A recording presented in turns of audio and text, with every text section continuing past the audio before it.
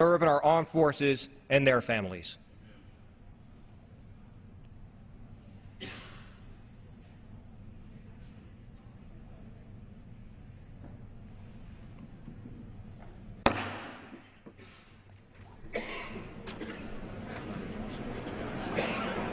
Without objection, 2-minute voting will continue.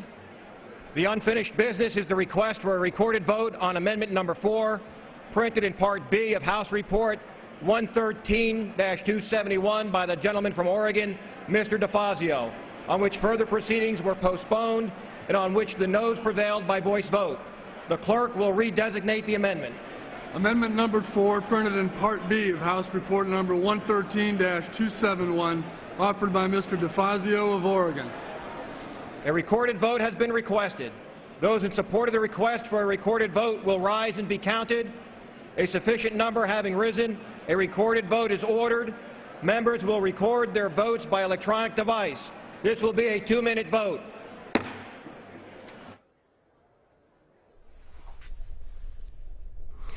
The bill that the House has been considering would give state fracking regulations priority over federal rules. Peter DeFazio of Oregon, a Democrat, with an amendment that would ban the exportation of gas produced under leases resulting from this bill. This is a 2-minute vote and the last amendment vote. We expect the Democratic motion to recommit and final passage up next. Meanwhile, over in the Senate, they continue debate on the defense authorization bill, setting Pentagon programs and policy for 2014.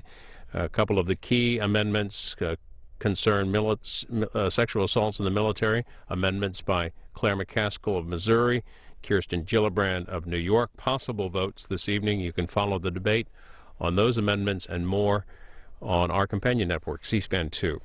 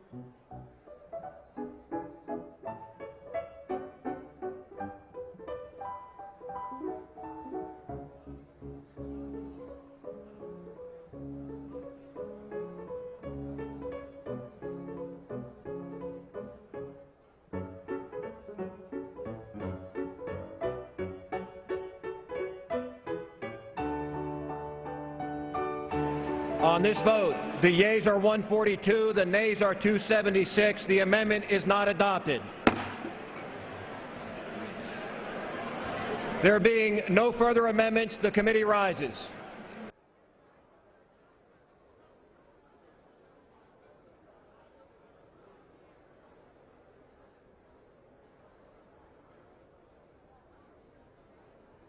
Mr. Chairman. Mr. Speaker, the Committee of the Whole House on the State of the Union has had into consideration H.R. 2728 and pursuant to House Resolution 419 and report the bill as amended by that resolution back to the House. The budget further amendment adopted in the committee of the Whole.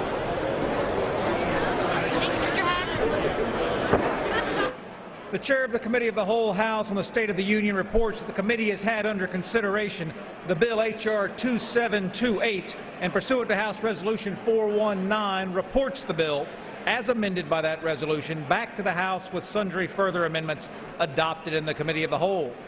Under the rule, the previous question is ordered. Is there a separate vote demanded on any further amendment reported from the Committee of the Whole? If not, the Chair will put them in gross. The question is on the adoption of the amendments. Those in favor will say aye. Those opposed will say no. The ayes have it. The amendments are adopted. The question is on engrossment and third reading of the bill. Those in favor will say aye. Those opposed will say no. The ayes have it. Third reading. A bill to recognize states' authority to regulate oil and gas operations and promote American energy security, development, and job creation.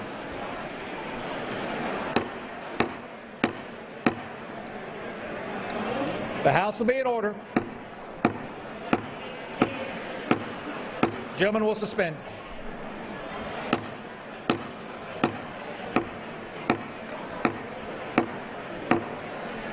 The House will be in order. Chair would ask members to please take their seats. Would ask members to please take their conversations from the floor.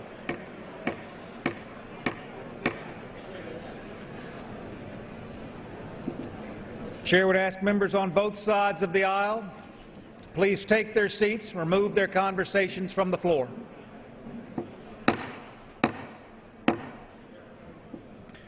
For what purposes does the gentleman from California seek recognition? I have a motion to recommit at the desk. Is the gentleman opposed to the bill? I am opposed in its current form. The gentleman qualifies. The clerk will report the motion. Mr. Lowenthal of California moves to recommit the bill H.R. 2728 to the Committee on Natural Resources with instructions to report the same back to the House forthwith with the following amendments. Page 1, line 14, strike the and insert except as provided in subsection C, the. Page 2, line 4, strike the and insert except as provided in subsection C, the. Page 2 after line 11, insert the following. Mr. Speaker, For can I purposes of the gentleman from Texas ask seek unanimous recognition. consent to dispense with the reading? Is there objection? Without objection, so ordered. The House will be in order.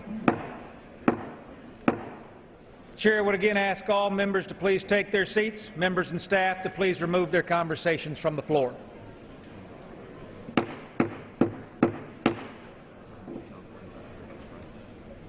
The gentleman from California is recognized for 5 minutes. Mr. Speaker, this is the final amendment to the bill, which will not kill the bill or send it back to committee.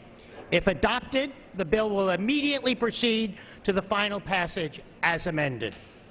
Mr. Speaker, transparency and public disclosure are critical ingredients to successful public policy, and I would dare say so to successful democracy.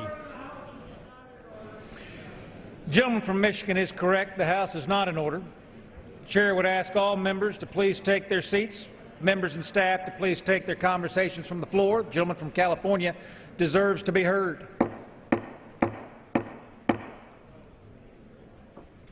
The gentleman from California. My amendment would provide just that, transparency and public disclosure of the hydraulic fracturing operations that are now prolific in so many states. Right now, our communities do not have access to reliable or complete information about fracking operations. Colleagues, our communities have a right to know. If the public has a right to know what ingredients are in their food, Don't our communities have a right to know what chemicals the oil and gas industry is going to pump past their drinking water? If the public has a right to know where Superfund pollution sites are, don't our communities have a right to know where the oil and gas industry is going to store these millions of gallons of unknown chemicals and contaminated slurry? If the public has the right to know about major land use changes, don't our communities have a right to know when the oil and gas industry is going to start a fracking operation next door with its accompanying air emissions, its truck traffic, its noise, and its derricks? I would hope that encouraging transparency and public disclosure would be a bipartisan issue. I certainly hear about transparency from the majority when this chamber is talking about other federal programs. We should be consistent and make sure that people in our communities also have a right to know about fracking chemicals injected below their backyards, their schools, their farms, and their parks. And to those who would resist providing the community a right to know about fracking operations, I would warn that you prevent transparency at the oil and gas industry's own peril. To develop our resources responsibly and to harness the benefits of the shale gas boom, we need the public's trust, and industry will not earn it if they hide the facts. When the oil and gas industry refuse to disclose the facts, it's natural for the public to ask then, why won't the industry tell us what chemicals they're using? What are they hiding? When the oil and gas industry hides the facts, it erodes the public's trust and breeds suspicion. Hiding the facts prevents first responders and health workers from understanding how to appropriately treat exposed individuals after a fracking accident. Hiding the facts prevents emergency officials from understanding how to properly contain and clean up a chemical spill after a fracking accident. Hiding the facts prevents the public from knowing which chemicals to test for in their drinking water before, during, and after fracking. Hiding the facts prevents researchers who conduct chemical transport studies from understanding the prevalence, the movement, and the longevity of fracking chemicals in the subsurface environment. Hiding the facts prevents the public from verifying the oil and gas industry's assertion that hydraulic fracturing is safe. Don't hide the facts. Our communities have a right to know. Vote yes on the motion to recommit.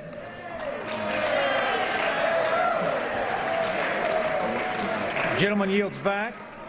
For what purposes, the gentleman from Texas seek recognition? Mr. Speaker, I rise in opposition to the motion to recommit. Is the gentleman opposed to the motion? I am opposed to the motion. Mr. Speaker, this should be pretty from Texas easy. Recognized for 5 minutes. Mr. Speaker, this should be pretty easy. In my earlier amendment that was approved by voice vote today, we addressed the concerns raised by the gentleman from California, so let's move on down the road and vote for American jobs and American energy. A vote today for H.R. 2728 is a vote to regain our nation's position as the world's leading energy producer, a product of the shale energy boom. Thanks to shale energy, middle-class manufacturing jobs are returning to the U.S. after generations of decline. Thanks to shale energy, our nation's production is a huge blow to unstable and unfriendly areas like Russia and the Middle East, who previously dictated the world's supply of energy. Just last year, shale energy supported 2.1 million jobs. Turning our backs on our shale energy boom now would cause the federal government to lose up to $1.6 trillion in revenues over the next decade and a half. Mr. Chairman, Mr. Speaker, the House is not in order. Gentleman from Texas is correct. The House is not in order. Gentleman from Texas deserves to be heard. Chair would ask all members to please take their conversations from the floor, take their seats. Gentleman from Texas. And I would repeat, the issue that was raised in the MTR was already in my amendment that was passed by voice vote earlier today. Mr. Speaker, lower energy costs for American families, a cleaner environment, an increase in American manufacturing jobs, and domestic energy security would all be lost without the underlying bill. I urge my colleagues to oppose this motion to recommit and to support abundant, safe, and clean energy through the Protecting States' Rights to Promote American Security Act. Vote yes for American jobs. Thank you. I yield back. Gentleman yields back. Without objection, the previous question is ordered on the motion to recommit. The question is on the motion to recommit. All those in favor, please say aye. Aye. All those opposed, please say no. No. Opinion of the chair, the noes have it. I request I demand a record. Gentleman from California. A recorded vote is requested. Those favoring a recorded vote will rise. Sufficient number having arisen, a recorded vote is ordered. Members will record their vote by electronic device. Pursuant to Clause 9 of Rule 20, this is a 5-minute vote on the motion to recommit and will be followed by a 5-minute vote on passage of the bill if ordered.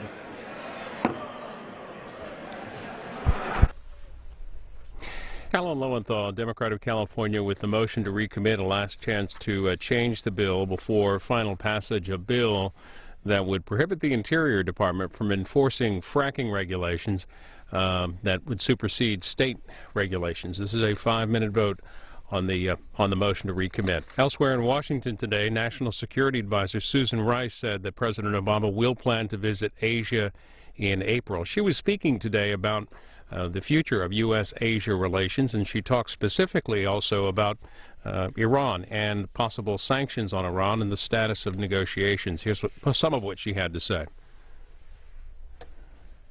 We don't know yet. We'll learn in the next few days how the current round of talks between the P5+1, the parties negotiating with Iran, and Iran will unfold. The last round yielded significant progress, but not a resolution. The P5+1 remained united, and on the table is what we consider to be a very reasonable and well-crafted first step initiative.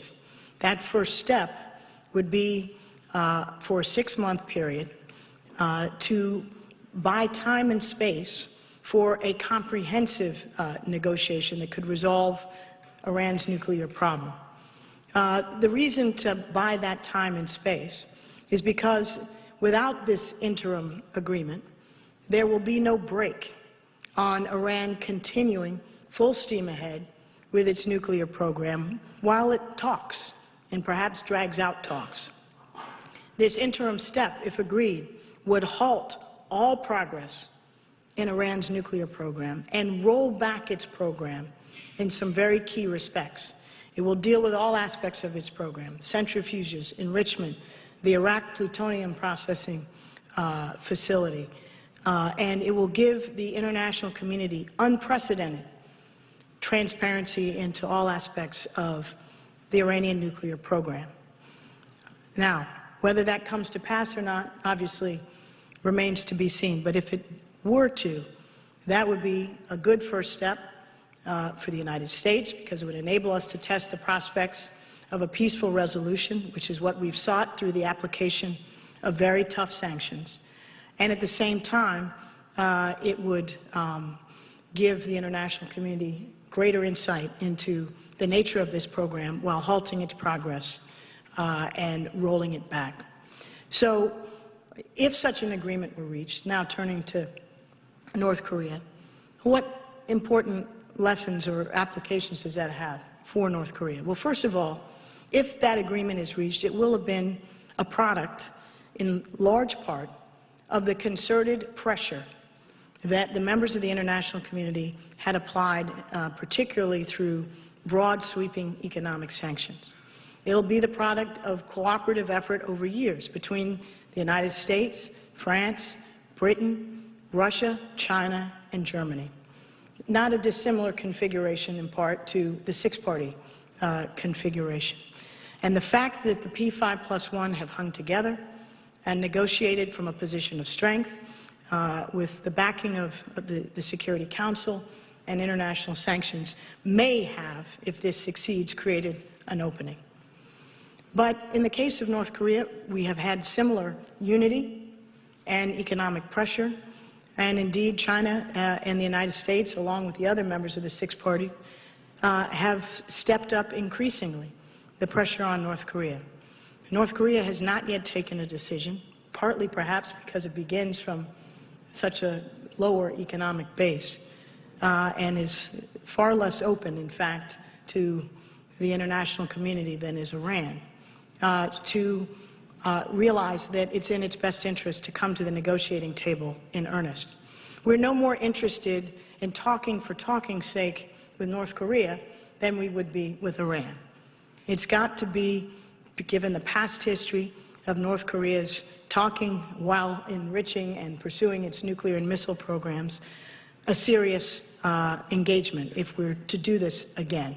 North Korea knows exactly what it needs to do to demonstrate that it's serious, including by starting by implementing the agreements that it's previously reached and broken. And so we remain, as I said in my remarks, open to the resumption of negotiations. We certainly are open and have had bilateral channels for communication with North Korea. But North Korea has to make the fundamental choice that it is serious about denuclearization.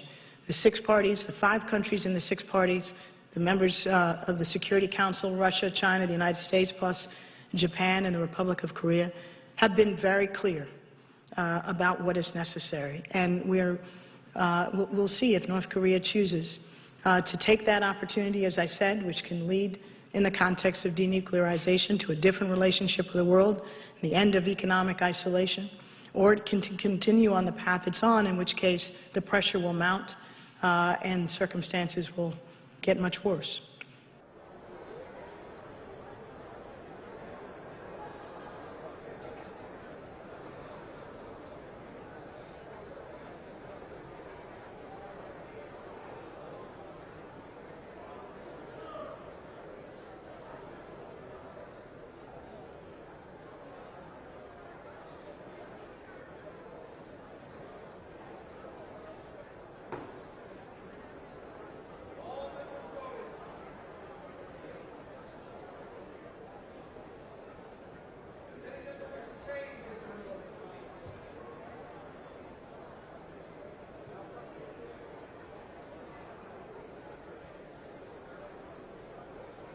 On this vote, the yeas are 188, the nays are 233. The motion is not adopted.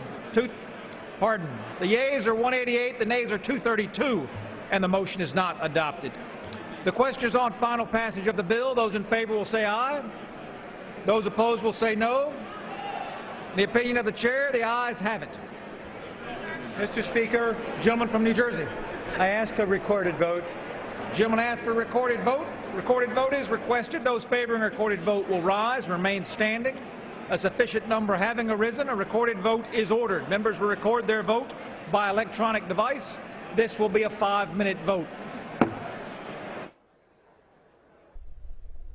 And this will be the last vote of the day. Final passage on a bill sponsored by Republican Bill Flores of Texas. It would block the Interior Department from enforcing a proposed rule on hydraulic fracturing on federal lands in those states where drilling regulations are already in place. The House has been focusing on energy bills this week, another tomorrow, a bill that would set deadlines for federal certification and permitting of natural gas pipelines.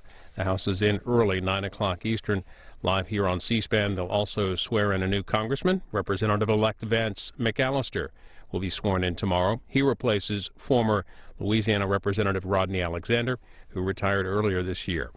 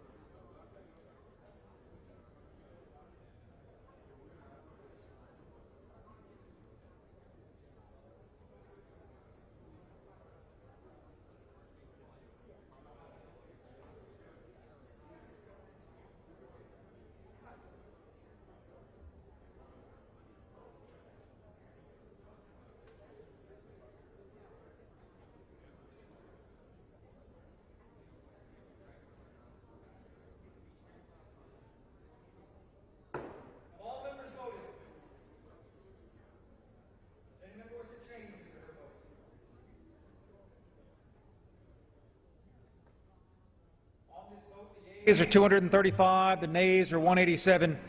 The bill is passed. Without objection, motion to reconsider is laid upon the table.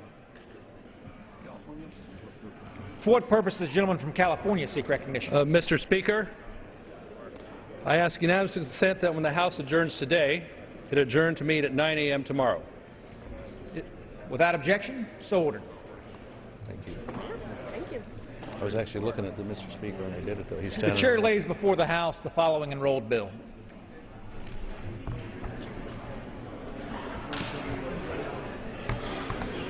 H.R. 1848, an act to ensure that the Federal Aviation Administration advances the safety of small airplanes and the continued development of the general aviation history and for other purposes.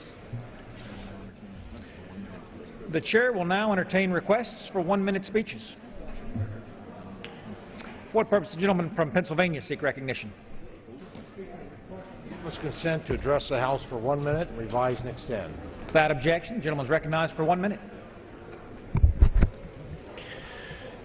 Mr. Speaker, I rise today to celebrate the life of Jim Holden, a resident of Franklin, Venango County, Pennsylvania, an outdoor enthusiast who's tirelessly promoted recreation and tourism in Pennsylvania.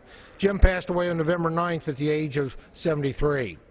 The co-founder of the Allegheny Valley Trails Association, Jim was instrumental in the Rails to Trails movement, an effort in the early 1990s to rehabilitate abandoned railways into multi-purpose recreational trails for the public to access and enjoy. Franklin's newspaper stated the following upon Jim's passing, and I quote, "Largely unrealized were how Holden's efforts impacted the overall economy of a region hard hit over the years by the loss of blue-collar manufacturing jobs that once made the oil region one of the most prosperous in all the country. His passing will leave some mighty big hiking boots to fill." Jim Holden knew that our region's recreational resources could be better utilized to the benefit of the community and its economy. He spent his life making this vision a reality. Our thoughts and prayers are with Jim Holden and his family. He surely did leave big boots to fill, but also an enduring legacy for us to cherish. And I yield back the balance of my time. Gentleman yields back. For what purpose does the gentleman from Maryland rise? Oh. California. Yeah, without objection. Mr. Speaker, some of my colleagues want to go back to the old way of doing business on health insurance. We can't go back to the days when people with pre-existing conditions were denied coverage and women were asked to pay more simply because they're women. We know the ACA rollout has not been perfect. We knew all along a reform of this magnitude would require some adaptive management. It happened with Social Security and Medicare, but we worked together to improve those cornerstones of our social safety net, not tear them down. So let's work to fix the problems of the ACA. But let's tell the whole story, including the good parts of this law. In California, we are on track to meet our enrollment goals. Tens of thousands of people already enrolled. I'm hearing countless good news stories about the ACA, a mom whose son was hospitalized with a brain tumor who would have hit a lifetime cap, but now they have coverage and they can focus on that child's recovery. A constituent in Trinity County who he and his wife just emailed me, they're buying a car with the savings that they're achieving thanks to the ACA, and dozens more success stories because of this law. I hope my Republican colleagues will join in fixing the problems with this law and giving it a chance to work. There are too many good things happening because of health care reform to go back to the old way of doing business. I yield back. The gentleman's time has expired. For what purpose does the gentleman from Minnesota rise? Ask unanimous consent to address the House for 1 minute and revise and extend my remarks. Without objection. Mr. Speaker, during the month of November, we celebrate and promote the wonderful and selfless commitment to adoption, being it National Adoption Month. Last year, American parents proudly adopted over 135 children at birth, in foster homes, and from overseas. However, I would like to bring special attention to the many American families that are no longer permitted to adopt children from places such as Guatemala and Russia. I've signed on to 2 separate letters with bipartisan support from members of both the House and the Senate to urge the Guatemalan and the Russian governments to once again resume inter-country adoption cases for American families. Mr. Speaker, every child deserves to grow up in a loving family, which should not be limited by the country they are born into. Let's refresh our commitment to creating more effective strategies and opportunities to work towards a day when every child has an opportunity to be in a safe and a loving home. And I yield back. The gentleman yields back.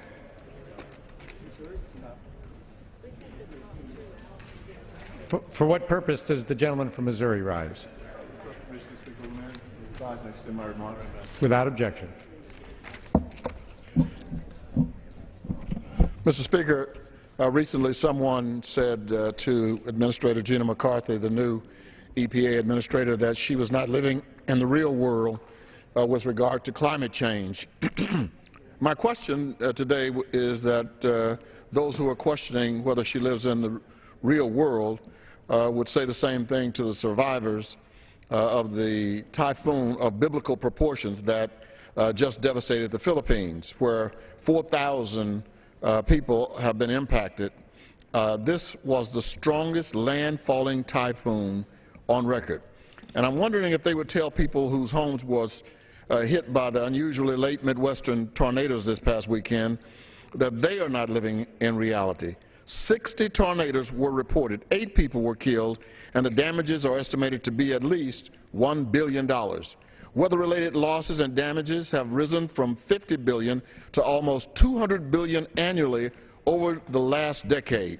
Putting our heads in the sand will not stop the reality that our climate is changing and that human beings are part of the reason.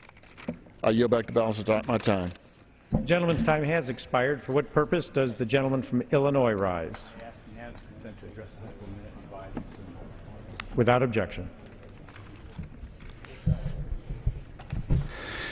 Thank you, Mr. Speaker. Mr. Speaker, on October 27th, I was honored to observe the recent presidential elections in the Republic of Georgia, in which Georgi Margvelashvili was elected. It was characterized by the International Republican Institute as, and I quote, calm and with a substantial reduction of complaints filed with the Election Commission. The president was elected with a 62% vote in an election that was described also as an important milestone in Georgia's democratic development. In keeping with his promise to step down following the election, Prime Minister Bidzini Ivanishvili appointed a successor, Irakli Garibashvili, on November 2nd. He was most recently the Minister of Interior, appointed by the Prime Minister after the Georgian Dream Coalition's victory in the 2012 parliamentary elections. Prior to his work in government, he headed Mr. Ivanishvili's charitable organization, CAR2.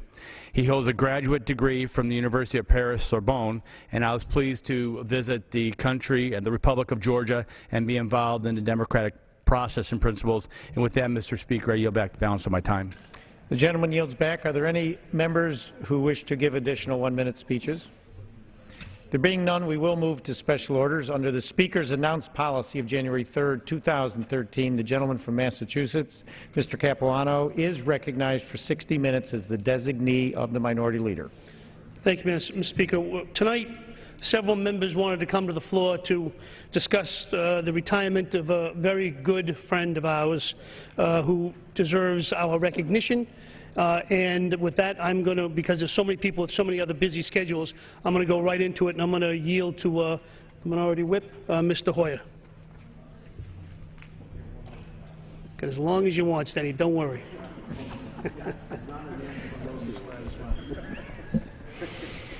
Mr. Speaker, we bring the House to order. And there are some people from Massachusetts causing a disturbance.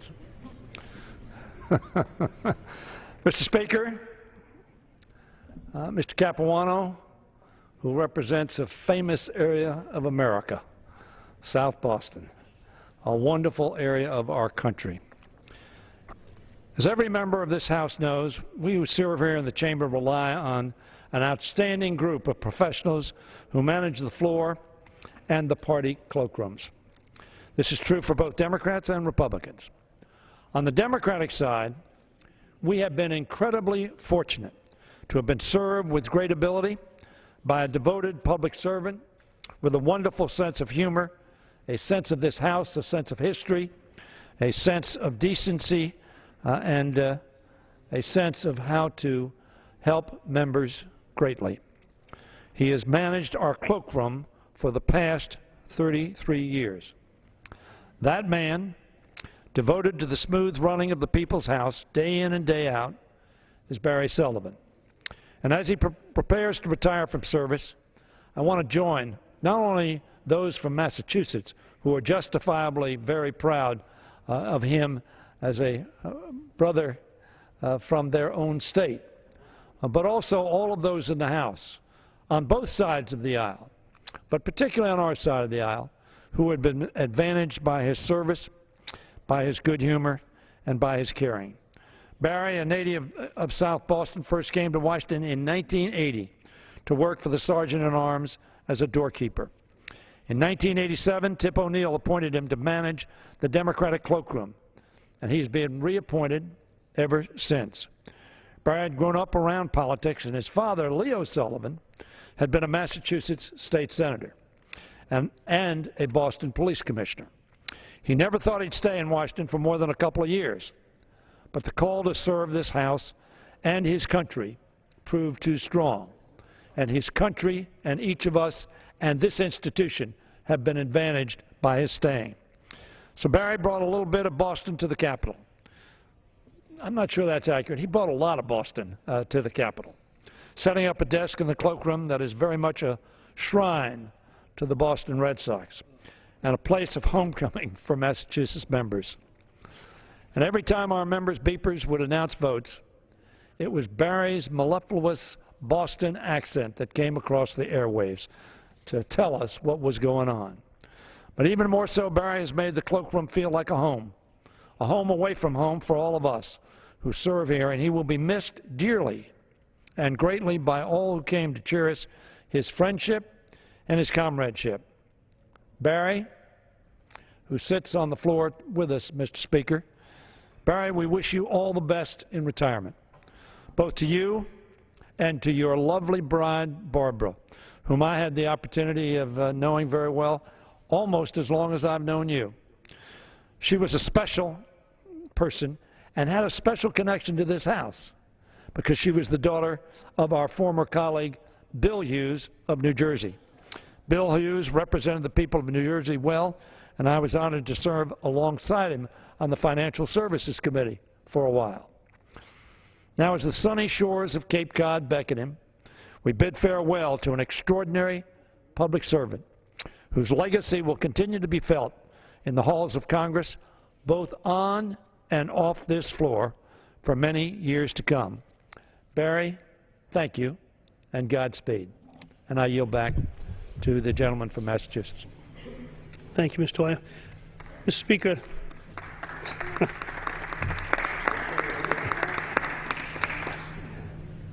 Thank you, Mr. Thank you, Mr. Hoyer. Mr. Speaker, I'd like to yield as much time as he may consume to the Dean of the Massachusetts delegation, Mr. Neal. I thank Mr. Capuano, and I want to thank Mike Capuano for organizing this event on behalf of Barry Sullivan. Barry Sullivan's a reminder of the men and women who serve this institution day in and day out to make sure that it runs as efficiently as it possibly can. We depend very much here on accurate data and accurate information. And to call Barry Sullivan at any time of the day or night, you could depend on getting the best information that was available at that moment. Beyond that, an individual of great humor, the ability to laugh at himself, the ability to chuckle with all of us. I recall with some humor one day that he was in a great state of duress, and that was that he had only been able to deliver one blueberry muffin to Chairman Moakley. Chairman Moakley wanted 2 blueberry muffins, or as he could say at the time, Chairman Moakley, 2 blueberry muffins. And I saw Barry in the hall. I said, what do we got going today? He said, I don't know, but I'm getting that second blueberry muffin. He said, if I get nothing else accomplished. It's these individuals that day in and day out make us look good here. That's the reminder.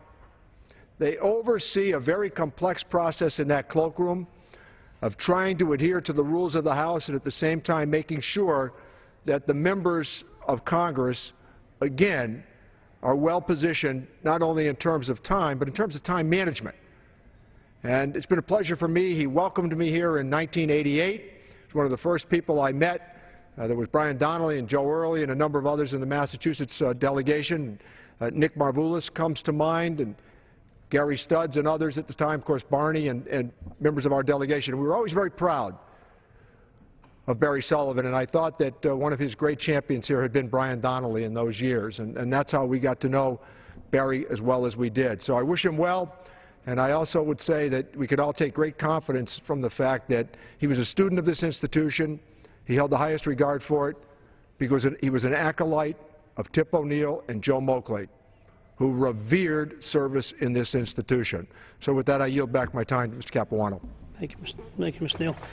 Mr. Speaker, I'd like to yield time to the former head of the Democratic Caucus, Mr. Larson.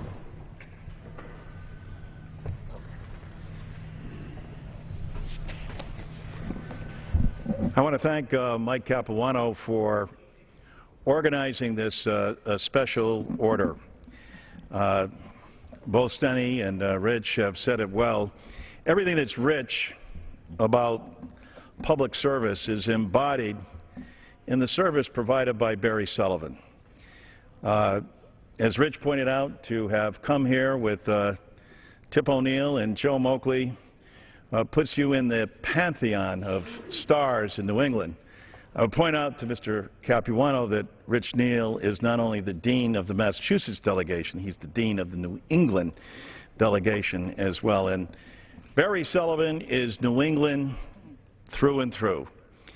He's Irish, he's Catholic, he's Red Sox, he's Celtic, he's Bruin, he's Patriots, and he gets us through the day.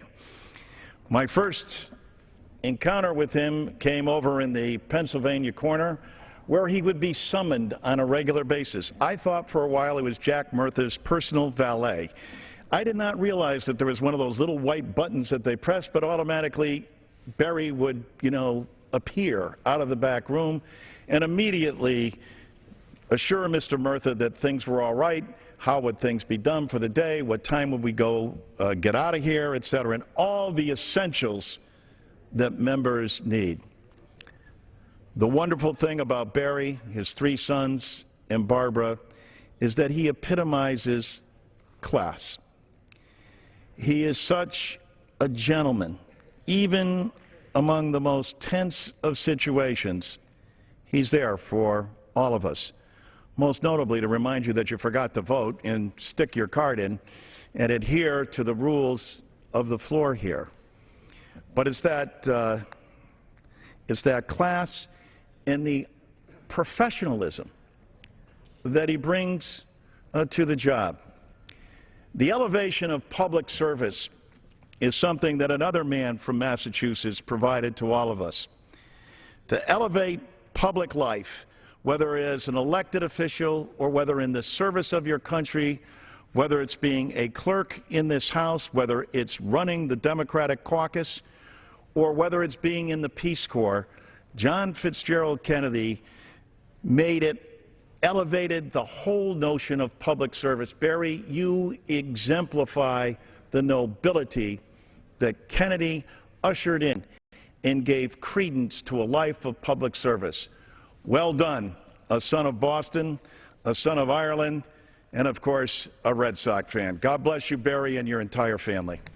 Get up, Jerry.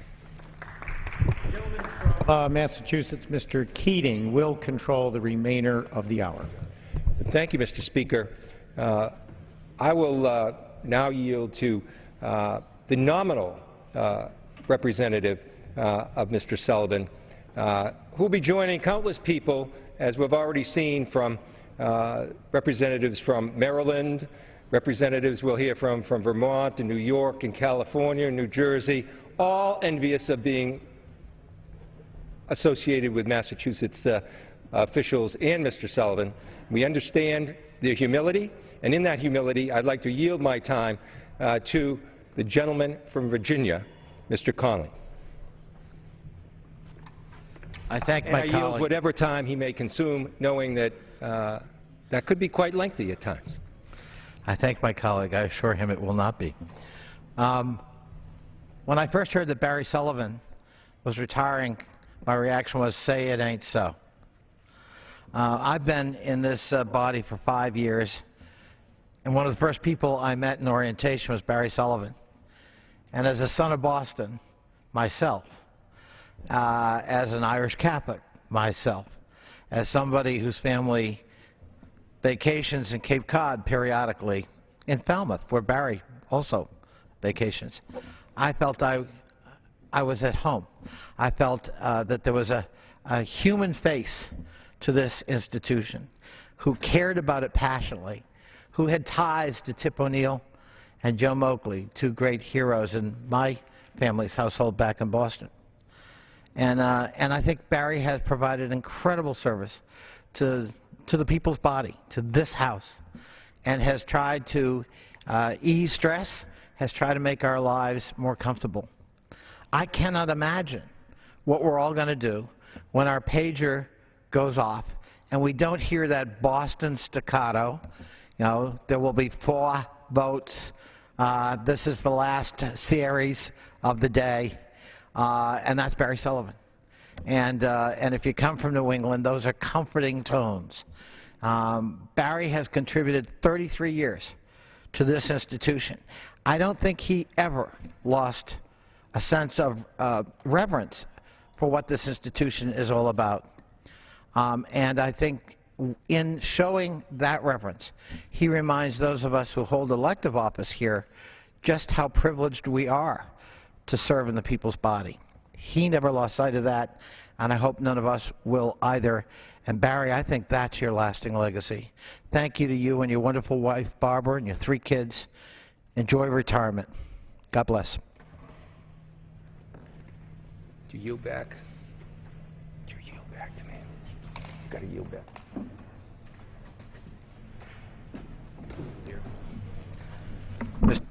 Mr. Speaker, I yield back.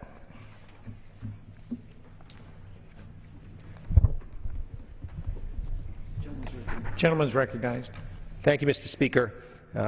I'd like to introduce now, for comments about Mr. Sullivan, a person who shared the same mentor in many respects, a person that we all admire so greatly. That's the late Congressman Joseph Moakley. And I'd like to recognize the gentleman from Massachusetts, Mr. McGovern, to take whatever time he may consume. Well, thank you, Mr. Speaker, and I want to thank my colleague from Massachusetts. It is a real privilege to be here with my colleagues to honor Barry Sullivan. And when I heard about his retirement, I couldn't help but think that this is the end of an era.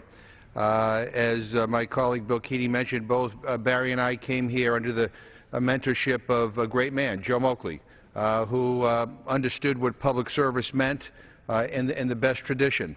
And I think one of the things that I admire about Barry is that he has been a public servant in the highest tradition. He has been the go-to guy for everything and anything. And, you know, a lot of people don't understand, who don't work here, about all the people who kind of work behind the scenes, who work longer hours than we do. And Barry is amongst that group of people, always here. Early mornings, late nights, separated from his family at times when we couldn't get our act together here in the Congress. And he's been incredible.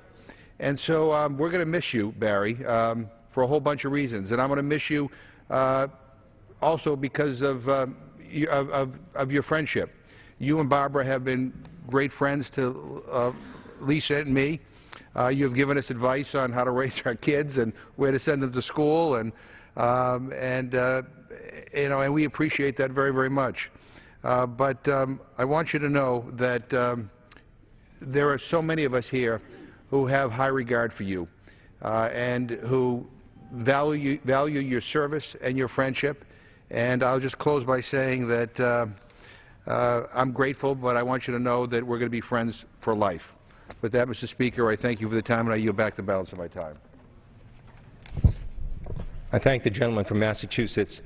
Mr. Sullivan has had this position as manager of the cloakroom on the Democratic side since 1987, and he has served different leaders in that capacity. And I'm sure one of the highlights of his career has been having that position when history was changed and we had our first woman who was Speaker of the House. And I would like to yield whatever time she may consume to our esteemed leader, From California, Ms. Pelosi. Thank you, Mr. Keating. I thank you for yielding. I thank you and Mr. Capuano and the members of the Massachusetts delegation for bringing us together to honor a wonderful friend to all of us. Mr. Speaker, in late 1979, the legendary Congressman Joseph Moakley, a colleague to many of us who had the privilege to call him colleague, ran into the son of a friend and former colleague, Leo Sullivan, in Boston. He knew that the young Boston State College student had served as a page on Beacon Hill and had an interest in public service. He suggested that it was time for this young man to travel to our nation's capital to serve in Congress, led by another Massachusetts legend, Speaker Tip O'Neill. That young man was and is Barry Sullivan. When he arrived in Washington the following March, he thought he would spend just a few years here before returning to his beloved South Boston.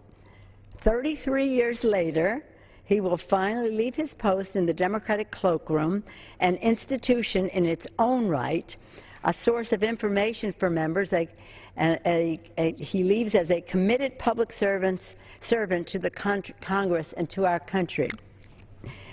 As one of Barry's former colleagues once said, down here, members are looking for somebody who knows what's going on. And Barry always knew.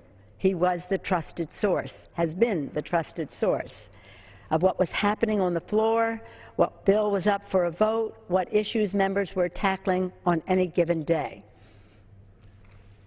And Barry always knew what was going on, in addition to the floor agenda, what was important for members to know. Public service, because public service is in his blood. As son of one of the central players of the mid-20th century in Massachusetts state's government. So prominent was Barry's father, Leo, in local politics that he escorted then President-elect John Kennedy from Logan Airport to the Boston Garden on election night 1960. A great honor for a great Massachusetts leader and family. Barry would come here and be escorting presidents, prime ministers, and kings over and over again, and he did so with grace and commanding respect. Boston is in his blood. As a proud native of South Boston, a devoted Red Sox fan, did I say that they are won the World Series? But of course everybody knows that. Okay, you can cheer for Barry as well as for the Red Sox, okay? I was at the game, all right. A devoted Red Sox fan, I repeat, a father and husband who takes his family back to his hometown and to Cape Cod every year without fail. And now, with his career in the Capitol coming to a close, we all know that Barry looks forward to spending as much time as he can on the Cape with his beloved wife Barbara and their 3 sons. Barry Sullivan has been an integral part of our team and our system. He has been a clearinghouse of information from his first day in the cloakroom to his last as the man in charge. His service has proven invaluable. His contributions have been incredible, just remarkable. He gives you the answer before you ask the question. He anticipates our every need. To Barbara and the whole Sullivan family, thank you for sharing your husband and father with the United States Congress for so long. To Barry, you have earned the respect of members of Congress and the gratitude of countless members of Congress who have served in this chamber. Thank you for taking a chance, for coming to Washington to serve Tip at the invitation of Joe Moakley, what legends, and for serving us all with grace, good humor, and dedication throughout your tenure in the House of Representatives. Though you're leaving us on the day-to-day basis, I hope you will be no stranger to us and that you will return on many occasions. Thank you, Barry Sullivan. Thank you, Mr. Thank you, Madam Leader. And we all know that it's no secret that in this House there are often great divisions, and probably the most profound schism